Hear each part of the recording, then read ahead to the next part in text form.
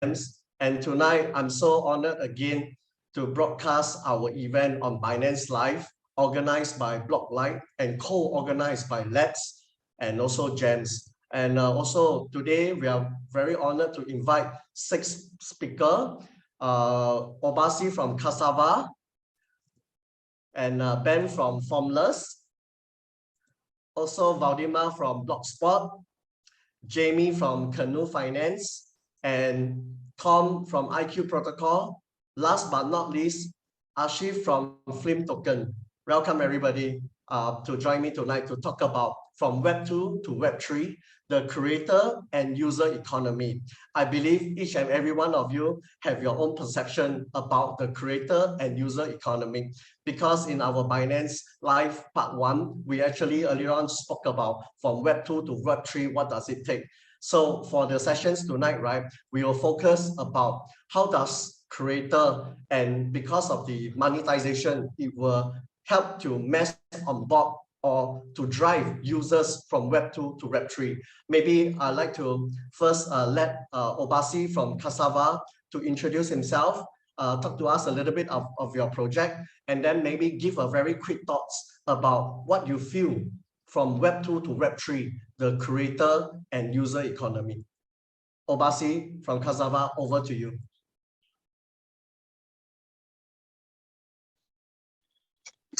Hi everyone, good morning from here. So like you said, my name is Obasi Francis. I'm the co-founder and CEO of Cassava Network. So I have been in the crypto space for a while now, since 2016 in fact, and given that I am from Africa, I felt that it was time that we capitalize on this emerging technology, which is blockchain.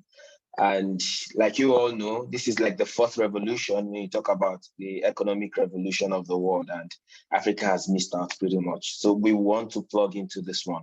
And to be able to do that, we're trying to build all kinds of solutions and provide services that can tap into the global finance, which is accessible in the Web3 economy. So talking about Web3, one beautiful thing about Web3 is the reality that it allows anyone, irrespective of the continent or the country that you are coming from, to plugging in either in the aspect of bringing in finance or in the aspect of taking finance. But at the end of the day, you're able to circulate value and also get value as you go. Yeah. So, and that's exactly something similar we're trying to do at Cassava, right? So Cassava Network is a blockchain infrastructure for Africa. And the Cassava ecosystem is backed by a series of powerful products and innovative offerings, which includes a multi-chain wallet that is currently supporting Solana, Ethereum, and BSC. We hope to expand our network as the network that we're integrating as we progress. And then we're also integrating with a marketplace, an NFT marketplace that allow users to trade NFT assets. So one thing we notice in Africa is the fact that we have a lot of creatives, content creators, artists, and even the ones that draw and make movies and music.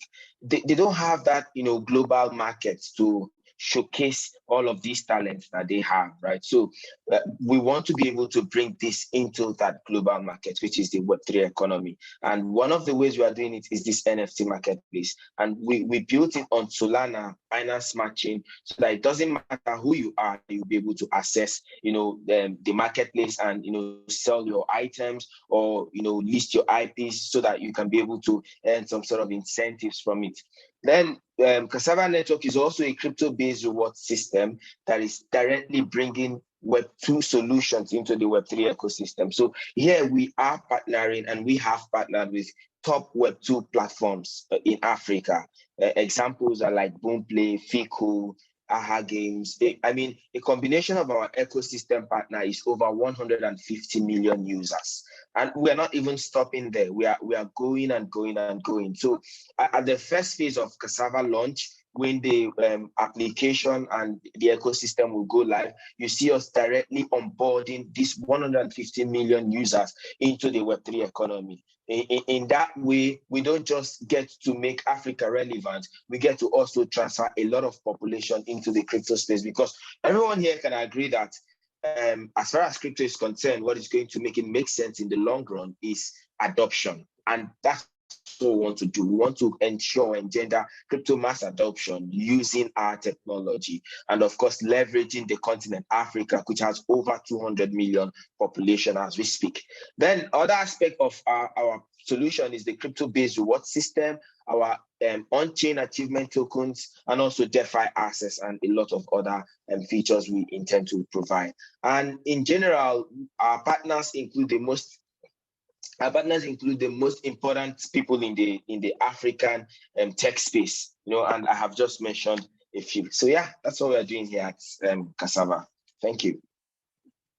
Yeah, thanks, Francis. I think you have given a very clear picture of how you leverage Web2 to Web3, which is through the NFT, right? So by building a marketplace, you already plan not only limited to one single functional NFT. I think you are talking about, in this context, you want to mass market the African market. And I think what you're doing is very right on the spot versus your product. Because first, you create a marketplace that allows to onboard mass and all types of NFT. Therefore, with this mass methodology and concept, then you can bring to attract and do a drive adoption to the mass market of the African market. I think if you are focused enough, the big challenge is, of course, you need to work with a lot of blockchain partners who already have NFT and willing to mint on your system, right? Then I think you can really bring NFT in the local culture and format to the African market. So Francis, I give you a good thumbs first, because I think your way is very massive. Yeah, it's just that I think you also have a massive challenge in getting partners on board. Surely, I know you believe that. Yeah, actually, we have a lot of these partners already. $8 million funding round, and we had over 40 top guys on board. There is YGG, there is Dragonfly. I mean, there are a lot of top funds. If you check out our Medium article, you see a lot of these people who have already onboarded, and they don't just provide the finance, right? They are also offering all forms of assistance, like technical side, business side, and then help us create the right connections we need to have in the market, right? And NFT marketplace and the NFT solution is just one aspect, right?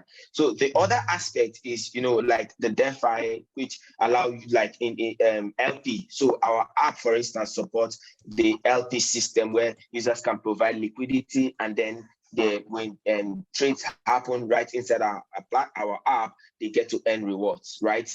And also there is the aspect of the reward system where our Web2 partners give us tasks. So it's like an advanced or remodernized advertising system. So our Web2 platform will give us tasks. We put those tasks right into our Cassava reward-based system, right? And then users go to that reward-based system and execute the task. When they execute the task, they're able to get incentives through CSV, and they can easily convert them for USD or whatever. And this is possible because we have integrated the API of this Web2 partners right into our platform. So it's I know you think that it's going to be a super challenge for us to achieve all of the things you are imagining, but we are on the right track given the fact that we are working with the right partners. We have the right amount of funds that we need. And of course, we have like the best brains within our team because we are globally distributed in terms of team members. Yeah. So I definitely look forward, and everyone will look forward, right? Next time, if we want any users from African market, we know who to go to, right? It will be Francis Obasi. Yes. And also maybe not forget that we IQ protocol that they can offer some solutions to you to speed up your project.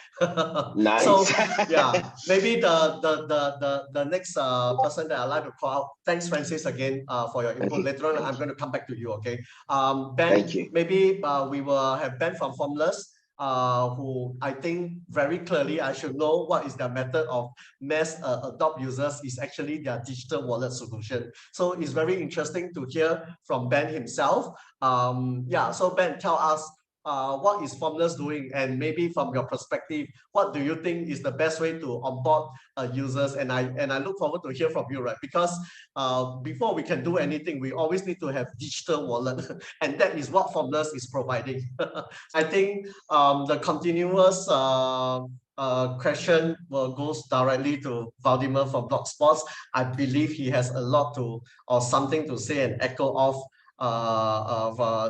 from this Ben from Formless. Yeah, so Vladimir, maybe you'd like to introduce yourself and what is Blogspot, and maybe jump gun into the creator and user economy, because we have just heard so much from Ben about really Formless play to earn games and using the monetization part to massively drive Web2 to Web3 users. And I also feel that that is one of the best method to work with gamers, because most of the millennials right there. But I think what you're doing is far more than what we are doing, not just esports. So Vladimir, it's your show now. Yeah, exactly. I also liked what Ben shared, but also Francis. So very relevant point. And thanks Andy for inviting, first of all, and for Blocklikes inviting to speak on this event. My name is Vladimir. I'm a CEO and co-founder of Blocksport. So we are sports tech product company from Switzerland. We are focused on fun engagements, so helping sports brands, athletes, leagues, federations, sports celebrities to tokenize, digitalize and tokenize their relationships. So to engage fans at a new level and to generate a new revenue and monetize this relationship between the fans and brands. So we have an ecosystem of own ecosystem of products. So now we go to Blogsport 3.0. So we have also evolution. So we start in 2020 with a fan app platform, B2B fan app platform. So try to engage on a 2.0 way, engaged fans and make them closely to the brands through gamifications, through different money can buy experience elements, so through the mobile channel. And last year, 2021, so we start working on a new product, which is evolving to the, as I say, Blogspot 3.0 level. And this is our NFT and NFT marketplace with integrated fan token launchpad and powered by DeFi components. So personally, me, I'm in the space since 2016, 17. So I came to the industry in ICO boom time. So I saw actually good and bad project. I participate, luckily for me, in only good project, like not scammed. So my reputation wasn't destroyed. How actually it happened with some of my colleagues. Personally, me, my background is software engineering, computer science, and also I'm a big fan of sports, as you, Andy, and I'm sure all of you guys, you have different sports, esports, football, basketball, depends. But actually, what we see, I came to the Blogsport a few years ago as a big fan with a big passion to sport, as a big passion to technology, and as a passionating about democratization of relationships, first of all, between the communities and the idols, the celebrities they following, the brands they following, and give more power to in the hands of the users, and actually to protect the brand IP and protect the content, make it more digital, make it tokenized for the brands. So my opinion about Web 2, Web 3, it's very simple. So I've been since 1991 in the space. When I actually finishing my high school and then entering university, I was in close to this boom of big fire of .coms, and actually it was a Web 1 era. and everyone talk about the website. We need the website, we need the .com. Actually, so something greater, and it was actually big, huge experience, which we actually community learned, and everyone industry learned from that. And then it was slowly coming to the Web2, where I would say the biggest, I would say, demand or bigger demand was that we have a platform economy. With the Web1, it was more information economy, like Yahoo, and Napster, like they delivered just information, massive information for us to read, and actually we consumed. On the Web2, it's more about read write. Okay, if you Web1, it's more read. Web2, it's more read write. So, and we saw and still facing a platform economy, where social media like Facebook, on YouTube, Wikipedia just delivered to us massive information. So we're actually reading and writing back. So, and we're providing massive data to fulfill the internet space. And with the Web3, it's a pure token economy.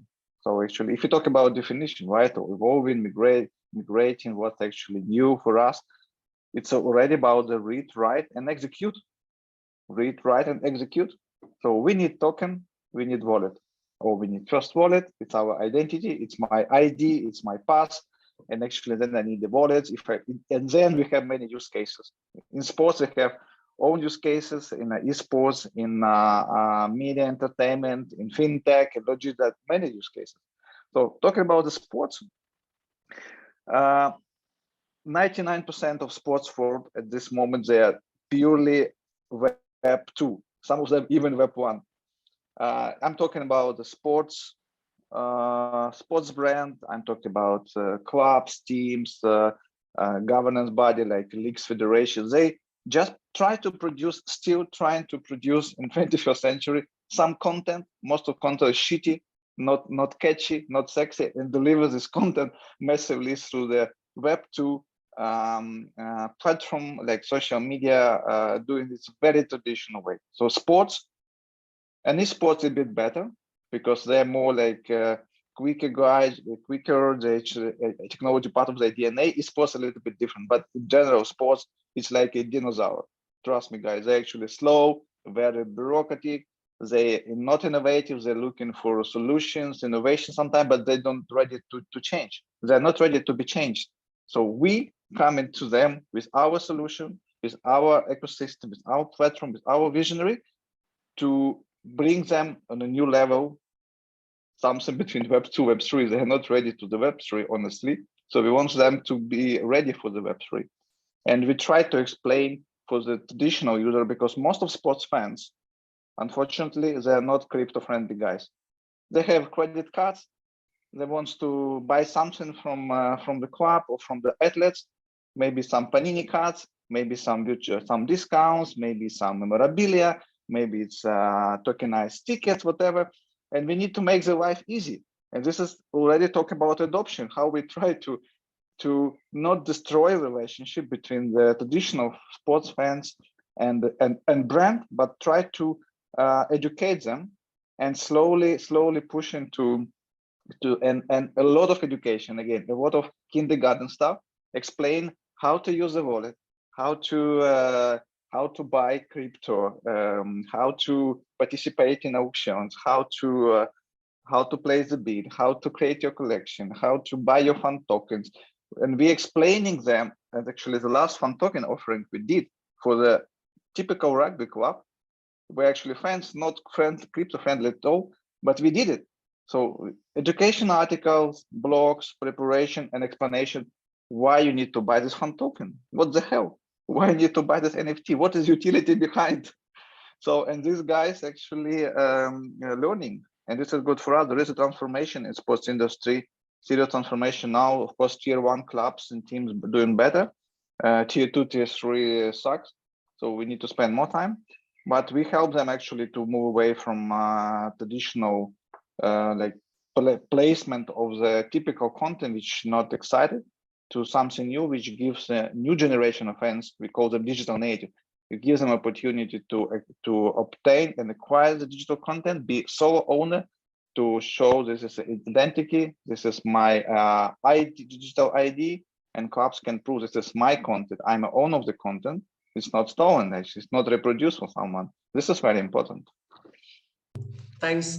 Thank you so much, Fatima. I think, it's very important that we all know right now we are in a supply and demand situation, right?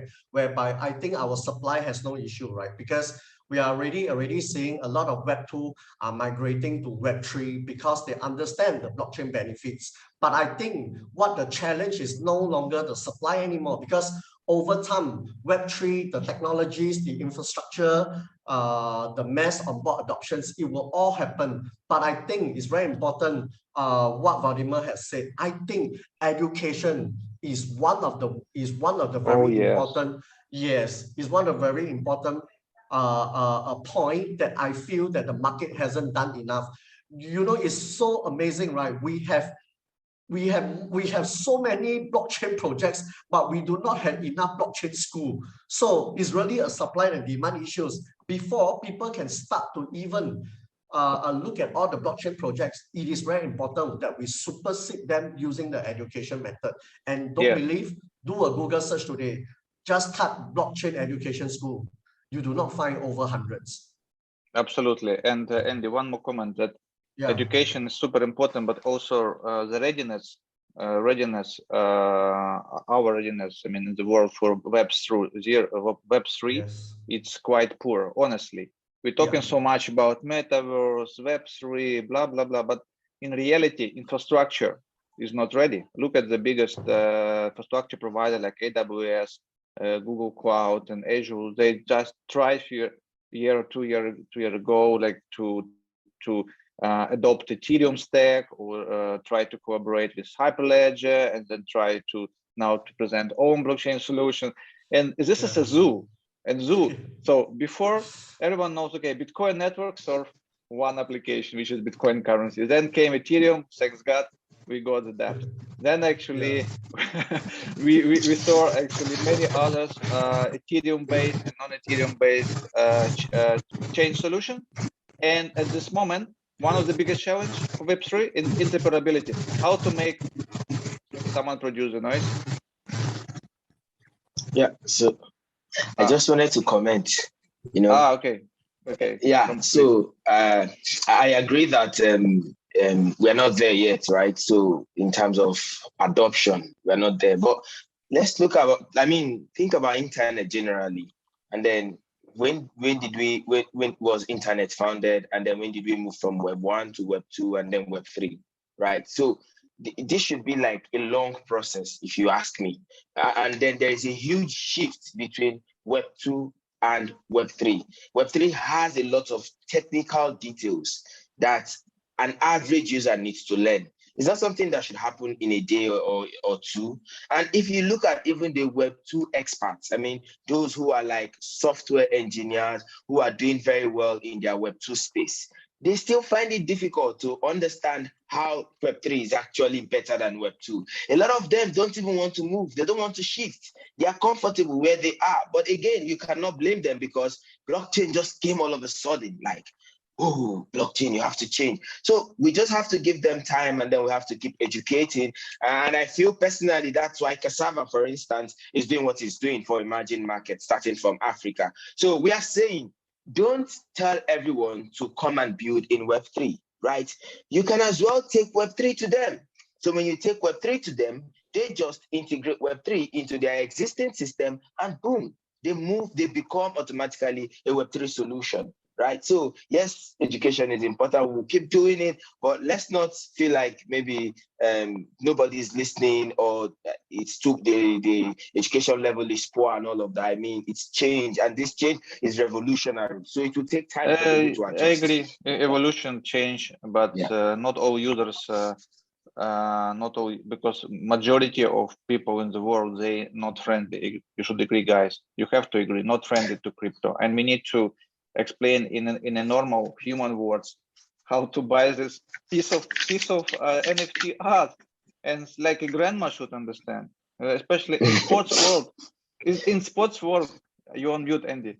You on Yeah, mute. maybe, yeah, sorry, maybe we have to ask Ben, right? Ben is the Yes, digital wallet. exactly. Ben, you need to make the digital wallet self-explanatory. This is how it works, the gas fee and stuff.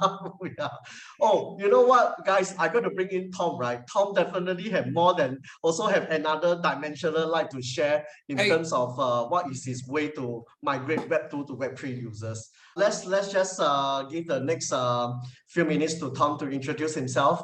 And also let's hear from Tom, right? Since Tom also, I believe, has his own methodology in migrating Web2 to Web3. So Tom, tell us about your product and also give us a little bit about your thoughts and the topics that we are discussing between the creator and multiple monetization, right? Yeah. I mean, you also understand that Tom and Francis both are supporters that and believe that education is also another passport or bridge to mass on-board users. Yeah, so we would like to hear from you as well, Tom. Yeah, thank you, Andy. Hi, everyone. Thanks for having me here.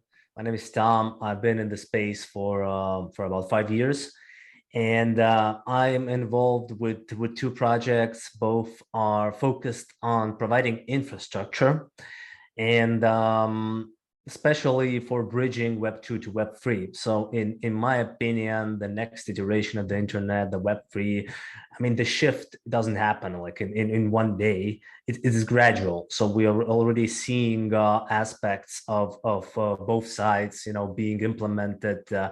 And it will be for a long while. It will be sort of like a hybrid model where you see like centralized and decentralized aspects of these platforms, of these products, on chain and off chain, and so on. So I think infrastructure is important, like the plumbing that would connect those two worlds, and because I mean, if we look today at decentralized applications, I mean, they're not fully decentralized, right? You have front ends, which are hosted on centralized servers. You have like NFTs hosting metadata on centralized storage, and so on and so forth. It will take a long time before the industry is ready to fully decentralize these aspects, and that's why, as has been mentioned in these great discussions today, infrastructure is quite important.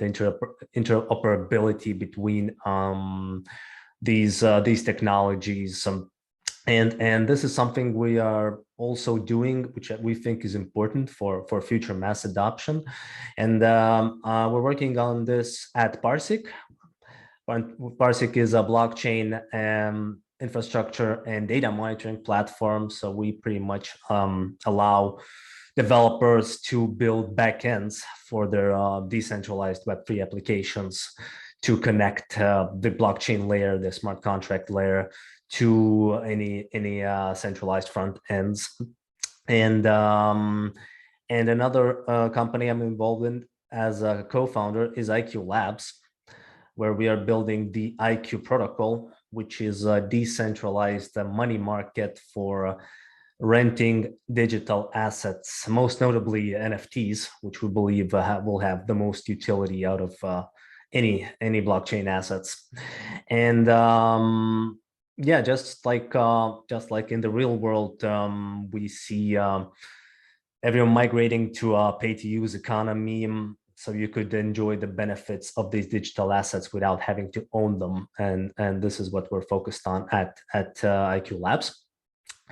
And on the topic of this transition from Web2 to Web3, and how do we really, as was mentioned, education is highly important. This is something we don't have much. Most people, even who are interested in crypto, in blockchain, think it's just a lot of speculative coins, and that's it. That's where the advantages of Web3 end. But the true aspects of having like ownership of your content, ownership of your assets, the ability to transact with anyone without borders, and then how that creates liquidity and gives people access to financial applications that they didn't have access to before. But I believe we can only go so far with education and bringing people in. I think if we really want like mass adoption, we're talking about like billions of people onboarded here. I think important part is user experience. I do think the same way like when the internet calls came, how you could most people using them didn't know what kind of protocol they were using underneath that, and the same will happen here in Web3. Most people, when we see true mass adoption, most people won't even know that they're using like decentralized networks or distributed ledger technologies, because it will be all hidden under the hood of proper like UX. So I think working on good accessibility and UX is important for onboarding. Thanks, Tom. I think Tom have clearly explicitly explained that how technology is also can become a weapon to mass onboard users through more simplified UI, through more simplified technologies, through more interoperability, which is at chain level. I think one of the things that I saw within all our GameFi partners is actually taking the effort to build the blockchain infrastructure, and where there is more and more different chains, the technical ability just get harder. And I think it is also important that we start looking at more simplified chains technology. We want like a one button thing. We want like a one-liner, copy and paste code, and it works. And I think blockchain will be there, because I already witnessed, right, from Web 1 to Web 2, in actual fact, Web3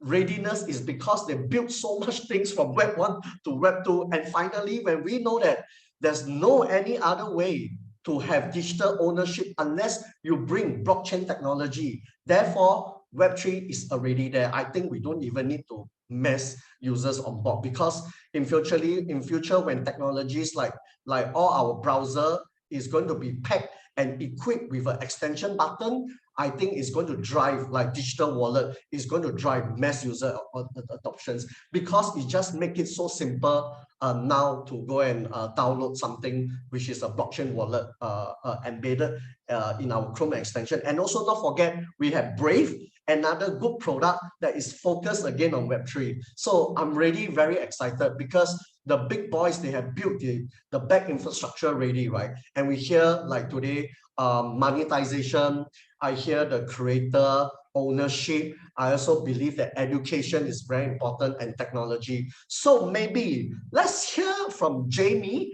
from Canoe Finance, what she feel is her way or her company way to mass onboard users. Jamie, now is your time to shine. You take a bit to introduce yourself and your product, and then we jump straight into the topic, which why you feel, okay, your method works the best to mass onboard users from Web 2 to Web 3. Jamie, over to you. Thanks, Andy. Yeah, good day, everyone. So I would like to thank Andy and Blocklikes for organizing this event and inviting me. I'm happy to be here, to be a guest here, and yeah, allow me to share more about what we are currently building, which is Canoe Finance. And I think I'm the youngest here, so yeah, I might be basing it all on my experience, unlike you guys who are already OGs here in this space. So you can also like educate me, because I'm looking forward to growing with all the leaders in the space here in Web3 space. So yeah, I would like to introduce myself. I'm Jamie, based from the Philippines, so it's one of the countries that are slowly adopting the cryptocurrency because of Axie Infinity. You know, it's a GameFi project, which is very well known and highlights here, but I'm not here because of Axie. So I'm here to share with you what we are currently building. I'm in charge and head marketing of Canoe Finance.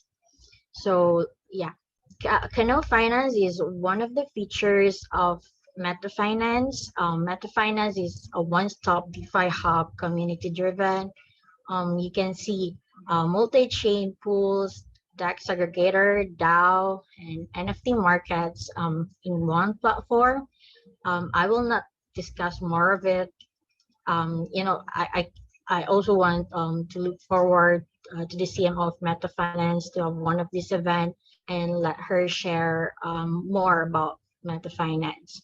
So yeah, Web3 is the future of the web, right? So, and our chance to have a better internet. So it is like a version of the web with freedom plus ownership to its users, or like in easy term, Web3 is a user-controlled internet.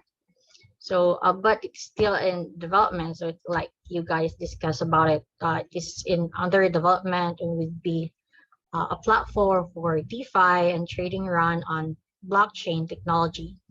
So, for Canoe Finance, Canoe Finance is positioned as a DeFi at your fingertips. So, we are seeking to become the porter of DeFi across the web.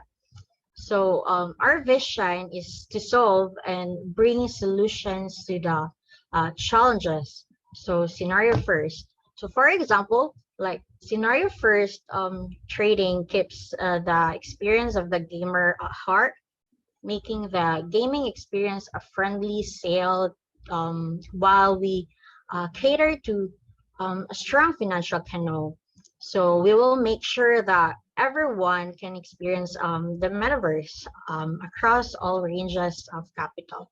And also, Canoe envisions the future of MetaFi. So combining the metaverse and DeFi, the goal is to further unlock the value of DeFi.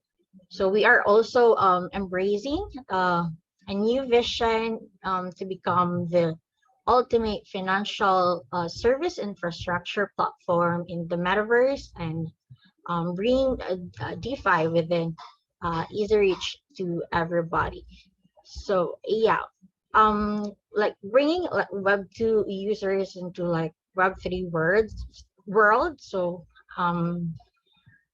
yeah, most importantly is all about education. So yeah, it's user education, like user-friendly chain ecology, a more accessible user interface, and a community-centered financial structures are some of the ways like blockchain projects can bring users into the Web3 world.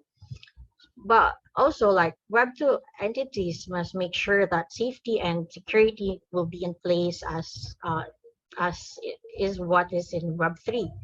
So like from a marketing view, so like to encourage Web2 users to slowly transition into Web3, like there is still a lot of people who are not aware of Web3. So like as a person who's in charge to bring more users into our platform, so actually we are not only focused like Web3 existing user, but we also want to educate Web3 users the benefit and advantages of Web3 technology. So like Canoe Finance goal is to make Web2 or Web3 developers like easily build a set of matching financial services that are efficient, secure, and easy to use.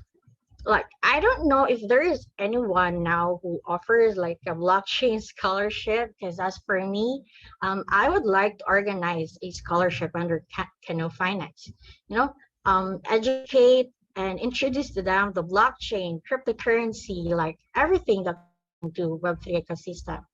So like as for the users experience, like imagine yourself learning while you're earning along with Canoe Finance. Because to tell you frankly, like money will keep us motivated, right? So it keeps us the will to dive deep into the things that bring opportunity to us.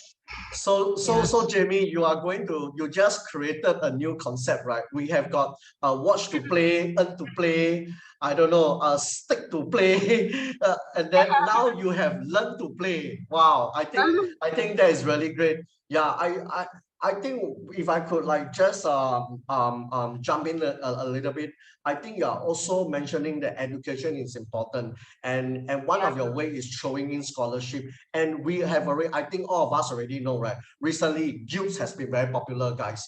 Why Guilds has been very popular? Because it's focused on sports plus the attractiveness that nobody can resist. I mean, most of us, which is the monetization part. So with Guild, okay, trying to spearhead with the monetization to try to hook and attract users, and I think that is a very good way of mass users on board. In this case, we mass users from the gamer industry, knowing that gaming is very big, right? I think, Jamie, your part is also critically important. I see that there's a lot of like what you mentioned, there's a lot of traditional finance users, but then I think it's not that they don't want to enter into the finance world, because if each of us today in this finance life, being the leader in the industry leader for offering a Web3 blockchain solutions, I think we must not forget using the offline method or online method to attract people to be educated first about the solutions, even like from IQ Protocol, Formless, and Blogspot.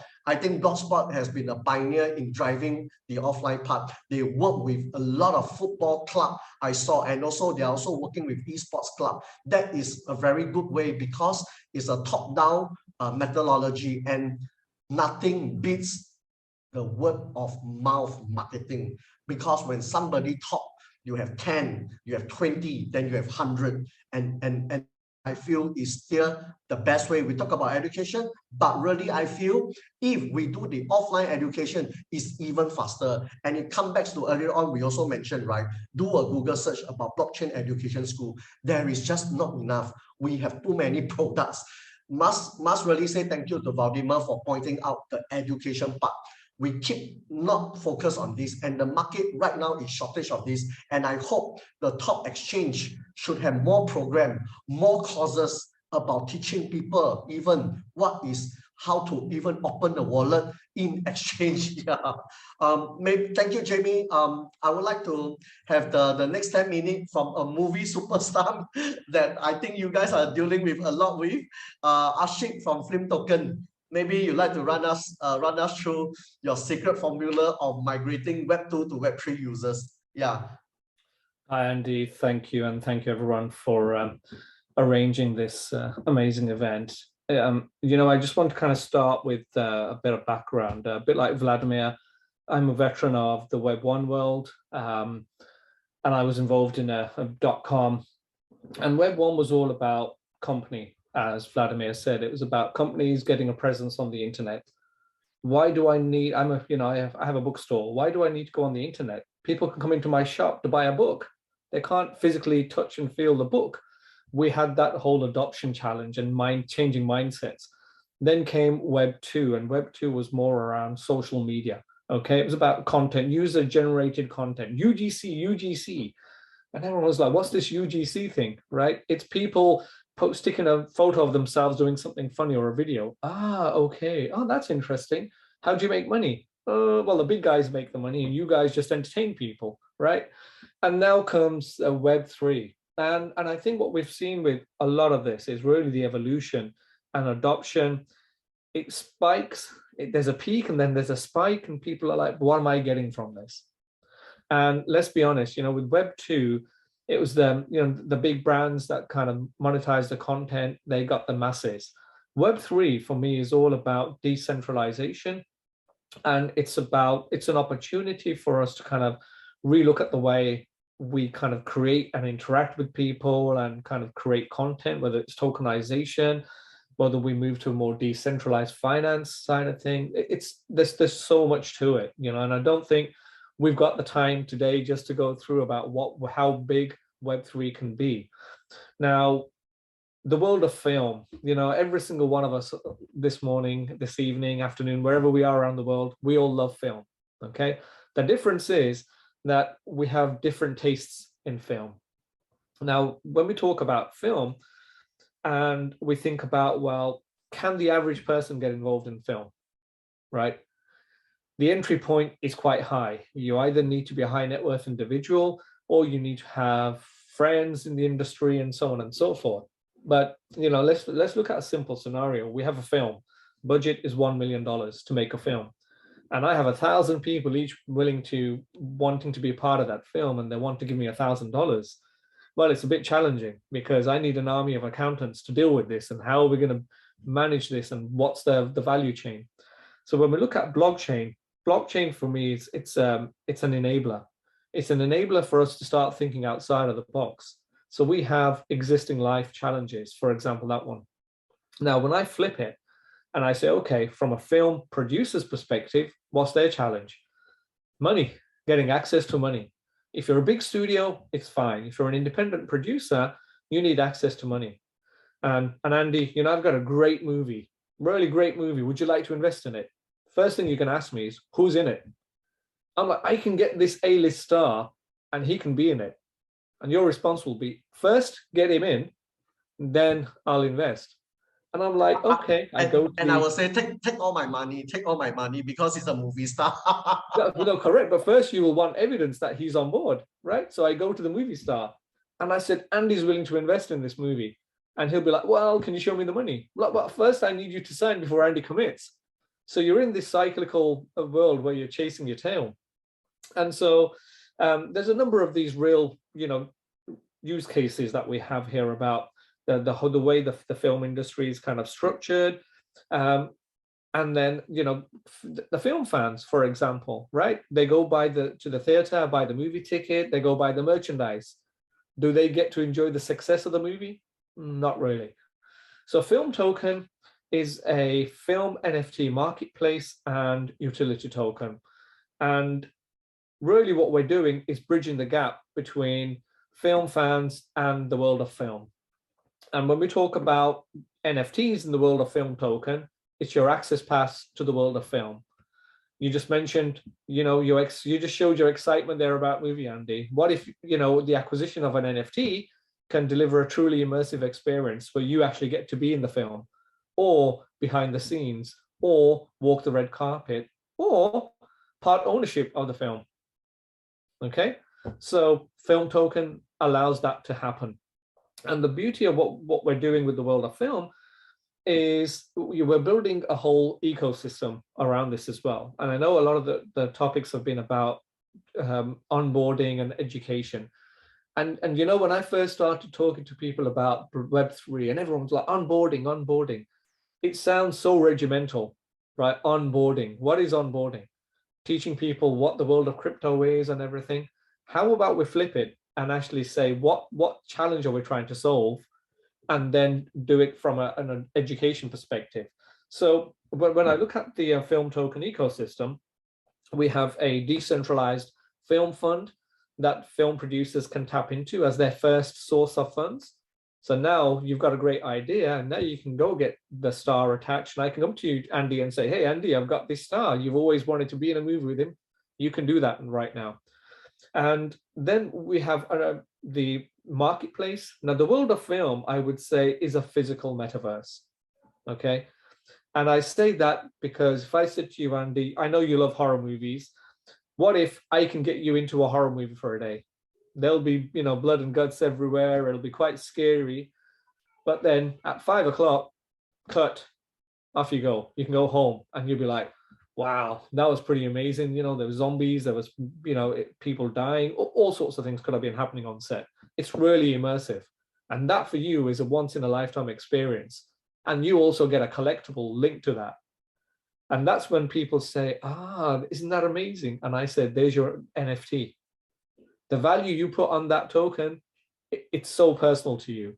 And we know that the world of film delivers those kind of unique immersive experiences. Then also film has physical merchandise, right? Now, your favorite, actor was in that film or actress, and she was wearing something like a jacket or something or shoes, and you're like, oh, I want those. And they're sitting on your mantelpiece at home, right? That's the world of film. Everyone has an emotional connection with something. You'll watch something and you think, oh yeah, I was here, and yeah, happy memories. It delivers immersive experiences. And those happy memories can again turn into NFT and have a digital ownership. Then it won't be a memory anymore. It will be the digital ownership of what you have done, the past, the present, and the current. And I think that's the beauty. And the beauty of that is when we look at, people talk about longevity, a secondary market. Well, film is an infinite market, right? What if I said, Gone with the Wind, I can get you memorabilia from Gone with the Wind as an NFT. Oh, wow, it's such an iconic movie. Apart from Jamie, who's probably thinking, Gone with the Wind, what's that? I'm just joking, Jamie. But really, it's so immersive. The other key component of our ecosystem is what we call education.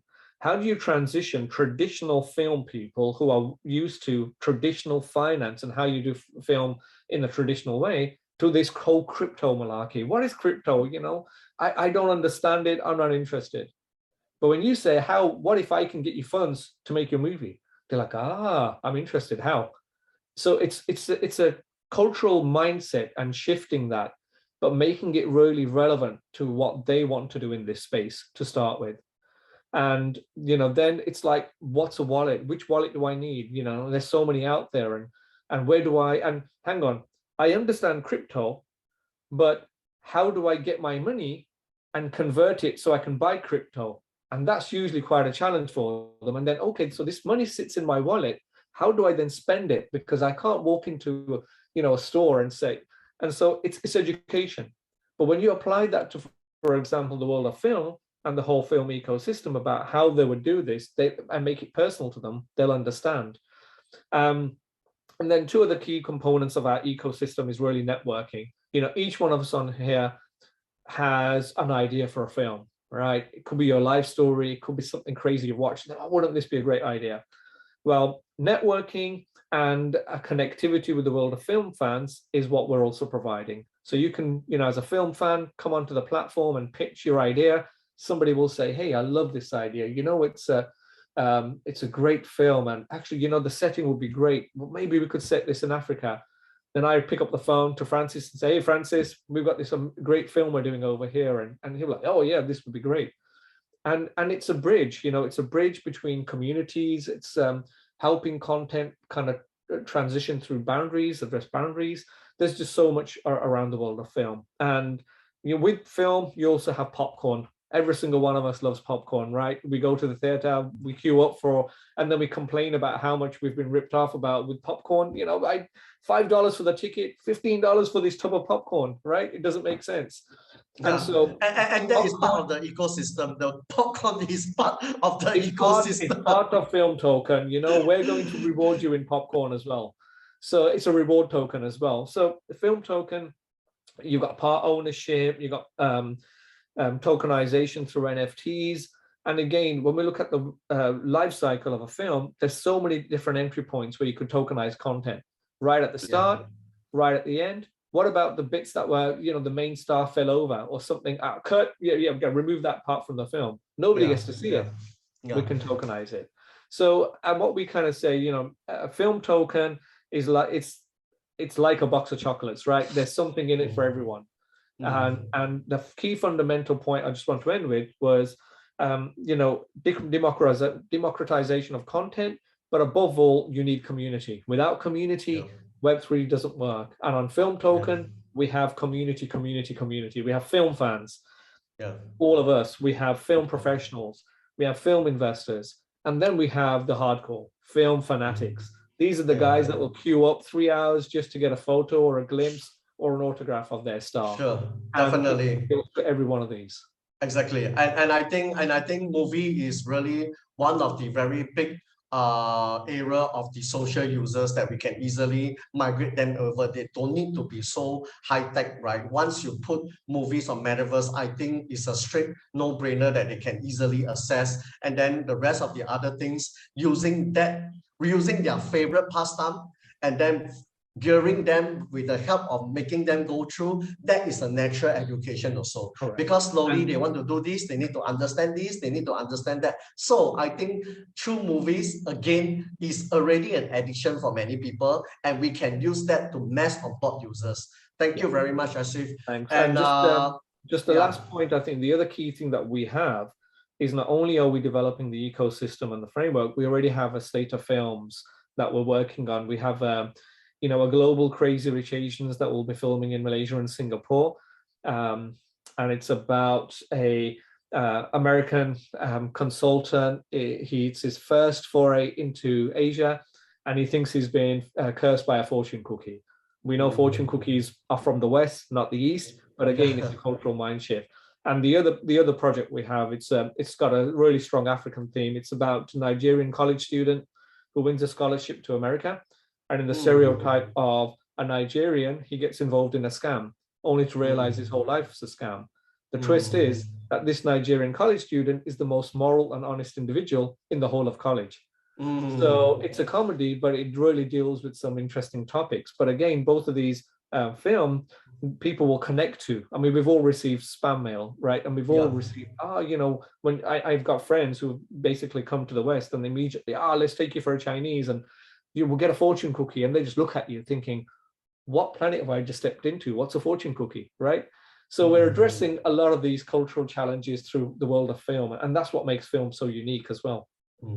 Yeah, and last but not least, we cannot forget, right? Here, so we have here from everyone that education is involved, technology is involved, and also mass market products, and also maybe for my part, right, just to let everyone know.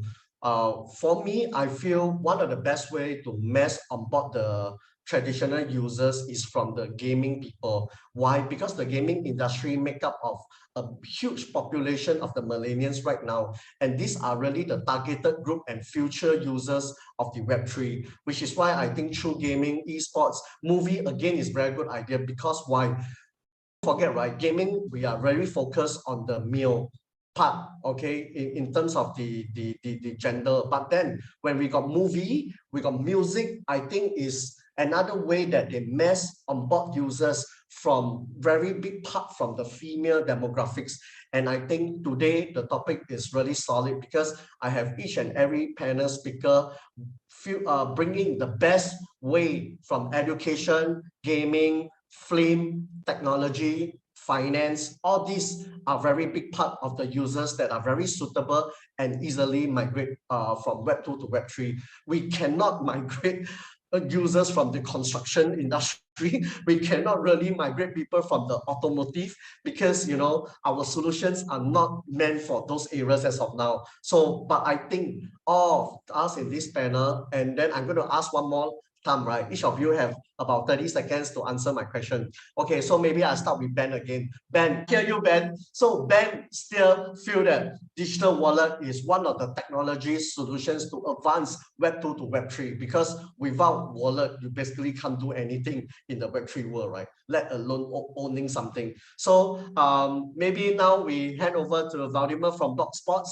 Tell us, what is the one way for you? I know that you work with sports people. I know you work with all the top esports team as well. But seriously, besides education that you also mentioned that allow us to talk on it, right? What is another one way that you feel we can mass onboard users from Web 2 to Web 3? Okay, besides education, which is of course important, I would say that we have to actually all projects on products disregard which industry and which use cases actually we apply to. So we have to make a community user-wise easy with working seriously on and carefully on the UI UX of all the products which we are actually presenting, because complexity sometimes complexity of the product in Web3 is so huge, and people, even crypto friendly, or they have some experience getting on the platform, they are stuck actually what to do. I especially now with DeFi project becoming popular, but even me, for example, I opening some new project, some NFT platform, some crypto fintech. So I'm not sure what I should do next. So I think that user experience, it's very crucial, and also the way how the projects, Web3 project, the way how they manage community, how they treat community in terms of their marketing and connecting the dots of community management to the product usability. It's very important, which topic which all products company, Web3 product company need to think about in advance. So I think Vladimir just mentioned, beside education, right? The user experience is very important, right? User experience also means how easy, and tonight I hear many of you talk about the UI. I think when we say UI, is user interface leading to the user experience. So if it's very complex and stuff like that, and the moment the Web2 users feel it's complicated, and if they feel that they don't feel safe, I think in terms of the finance, right? Because when they haven't even created the wallet, they already start thinking, will my money get lost in the wallet? That's what they're thinking sometimes, you know. Yeah. So I think beside user experience, assurance is also very important. How do crypto projects let the Web2 users feel that this is a legitimate project? And that is why GEMS, we only onboard legitimate project. We only put project that we know that they're going to finish the running line. They are not here, you know, just to spin off and leech off because of the market right now. The trend is blockchain, right? We really want to work with companies and all the participants like you to bring true blockchain solutions to the market. And also some of the projects like Flame Token can resolve the traditional problem by enable fans, right? We always forget about fans. The moment we go to YouTube, we are helping others to get rich. It is just not the system that we want in this era, because this era is about sharing economy and decentralization that allow a more peer-to-peer method where the creator gets to maximize their profit to the fullest. Yeah. So thanks very much so much, and I'll let you run off first since you have another. Thank you guys. Yeah. Speak later. Obasi, maybe now I will come to you. Let us know what is the one way that you feel is the best to mass onboard users. Francis. Thank you so much, Andy. Thank you. This has been very enlightening, and I really love the Flame Token idea, and I hope I'll learn a little bit more about it after now. So personally, I think that there are several ways of onboarding users. There is no one way, to be honest, because education is there, user friendliness of the ecosystem is there, security is there. And then there's another important thing that we need not to forget: the media. The media makes everything, you know, successful. Once the media says yes to you, then don't worry about it, just go to bed. So we need to look for a way to continue to put blockchain and cryptocurrency in the front of people through media. It could be print media, it could be radio, it could be TV. So what I'm trying to say is we need to start talking about crypto the way we talk about politics. So I'll give you an instance. In Africa, right now it's around, let's see, this is 8 a.m. So if you turn on your TV set and take a look at local stations, they are talking about different things like the state of the nation. They're talking about politicians who are coming to run for electoral positions in next year. They're talking about, you know, several products and businesses across Nigeria, right, or across Africa. So, but you don't find one TV station or one TV station, yes, one TV station that is talking about a program on cryptocurrency or blockchain, right? The little TV stations that exist that talk about crypto programs or crypto projects and blockchain, they are also Web3 focused TV stations, and they have very little user base, very little, maybe less than 10,000 viewership. So we need to start getting crypto into mainstream media, talking about CNN, BBC, and other big local TV stations where experts like everyone here comes down, have maybe a coffee time, a dinner time, or afternoon session with the hosts, and you talk about industry information, industry activities, right? So you do this, you repeat the cycle, for 1 year, 2 years, 3 years, people begin to get interested. Everybody wants to come to those TV programs. They want to listen, they want to understand. I'll give you another instance. Look at the Web2 ecosystem, for instance. There are different investment platforms, right? TV investment platform that come to teach people about fintech, that come to tell people about where to invest, how to invest. They talk about Y Combinator.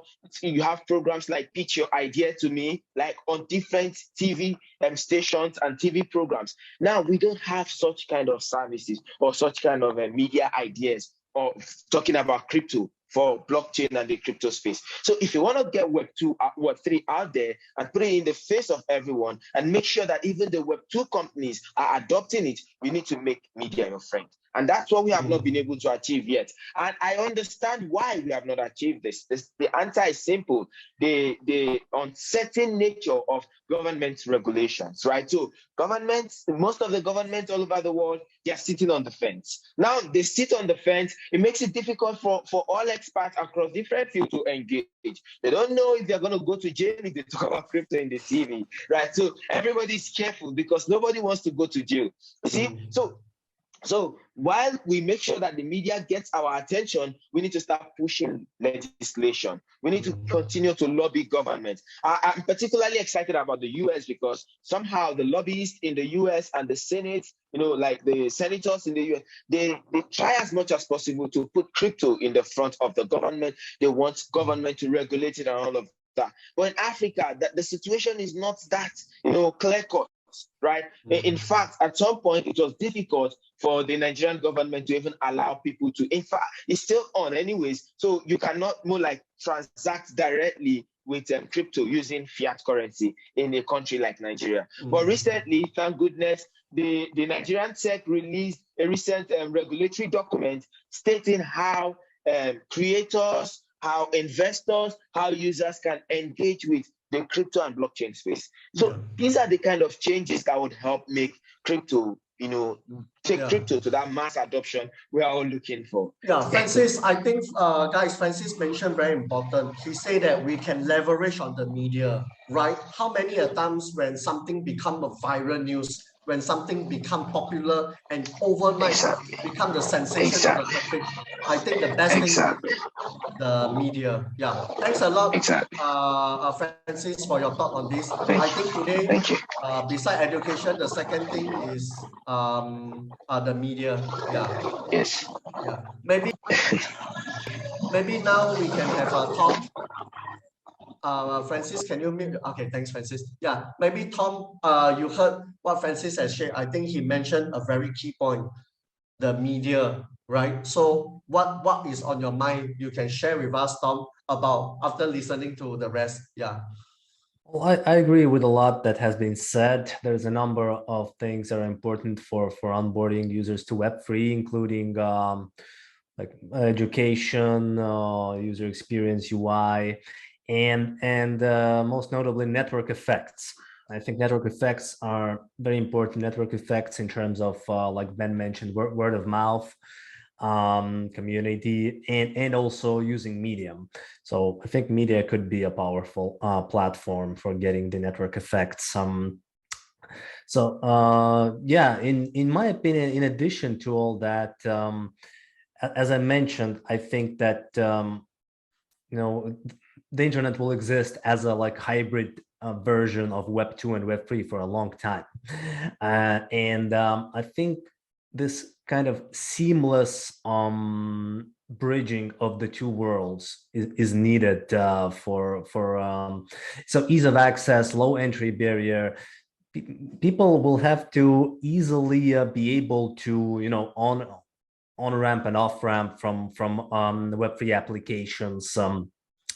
Because that's a key point. I think that the complexity is what makes people scared of even trying Web3. So if you think, even I do agree with you, Andy, that gaming, also esports, film and entertainment, but especially gaming will be the industry that will get us the next 100, 200 million users into Web3. And if you look at some of these games today, they actually have quite a high entry barrier to play. I mean, you have all these different chains, you have on-chain, off-chain parts of this, and it's not that easy to navigate for the average person. So making the experience between Web2 and Web3 seamless would go a long way in helping onboard a lot of people. Yeah. Thanks, Tom. I absolutely support that, right? And don't forget, right, now there's an entry to barrier even for play to earn games, like even the cost of the NFT. Axie Infinity takes on average 3 NFT of an average price of US $100. I think, JB, you just nodded your head, you know, right? It's very expensive now to enter the game, which is why now I think instead of offering guild, we are going to decentralization mode. We actually can offer the rental solutions, which means that this is another great way of mass onboard users. Why? It means that everyone in the world, so long you are a gamer, you are a player, and you have an interest in play to earn, you don't need to worry about the money part to buy an NFT, because blockchain is very matured. We even have NFT pay by installment. We even have NFT that can pay in and can be rent. And that solution is one of our industry leader here, IQ protocol. And then we also have the wallet solution, Formless, right? Which I think then later on, Flame Token can come out with a Flame Token that can buy and see all the movies in the world with just your token. Yeah, and there's a benefit, right? What if today we watch movie and we buy certain things to support the celebrity, and those we buy it in NFT, and if we keep it over time, maybe we strike the lottery, the NFT could turn us into millionaire. Things can just happen. But first, you need to enter Web3, because only by entering Web3, it allows you to monetize, right? Because without all that, you really can't monetize at all. So earlier on, I mentioned what is Gems doing, right? I have a lot of similarities with you, which include rewarding fans, monetization, education, which is why we use esports module to onboard traditional games. We know that GameFi projects take about on average 12 months to 24 months to really build a complete game. So instead of waiting the GameFi projects to be ready, we built an esports module, because on top of a blockchain technology, because using our module, traditional players can receive the payment on time once they complete the competitions. It doesn't need to go through a middle person. It doesn't need to go through a bank transfer. It doesn't need to go through someone's bank account. We can do all this with Web3 by putting the prize money and having the smart contract. When team A or team B wins, they get rewarded right away. So again, this is the beauty when we combine esports plus blockchain. You don't need a club. You don't need a company. So long a team of 5 players or 3 players, depending on the game, you join the team using our platform, you start to earn the money directly and 100% based on your hard work and effort. So I think Gem's main idea is to have esports to mass onboard users. And yesterday, I was also working with another company. We are already talking about esports metaverse. And I think earlier on, also Ashik mentioned, metaverse is also the bridge to mass users on board, because already people have tried this solution, right? A lot of us already have tried the VR. So it's not different from metaverse. It is the same headset, but this time it allows us to stand up and freely move and enjoy the immersive experience in metaverse versus VR, where we have to be like stationed and bounded to a chair or something. I think metaverse break the physical movement, which I think is also another way to mass users on board. So that is my personal thoughts from me, who is also the CEO of Gems. Thank you everyone for this time, and thank you to Kevin VC and Blocklikes, who is our sponsors and organizer. Thank you, Ben. Thank you, Francis. Thank you, Tom. Thank you, Jamie. Thank you, Ashit. Let's say a goodbye to everyone, and then let's have another topic once again at this Binance Live. Thank you, everyone. Bye.